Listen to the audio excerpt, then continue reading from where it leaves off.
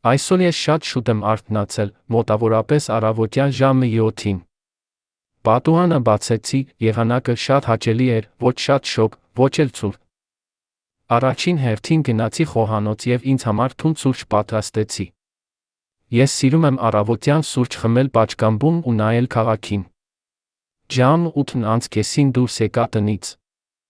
Փողոցներում արդեն շաշ կար, բայց խցանումներ դեռ չկային։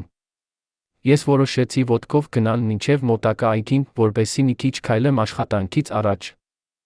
Այգուն շատ հանգիստ էր, ծառերի տակ մարդիկ վազում էին կամ շներին էին զբոսնեցնում։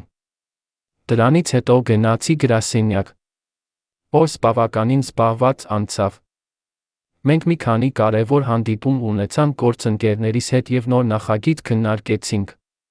Ճաշի ժամին ընկերոջս հետ գնացինք մոտակա ճաշարանը, որտեղ համեղ տաք ապուր եւ աղցան կերանք։ Երեկոյան աշխատանքն ավարտելուց հետո մտա խանութ, որպեսզի ընթրիքի համար թարմ բանջարեղեն, պանիր ու լավաշ գնեմ։ Երբ տուն հասա, արդեն ժամը 8-ն էր։ Արագ ընթրեցի, ապա մի քիչ գիրք կարդացի բազմոցին նստած։ Հիմա արդեն շատ հոգնած եմ եւ պատրաստվում եմ քնել, որպեսզի վաղը թարմ ուժերով սկսեմ նոր օրը։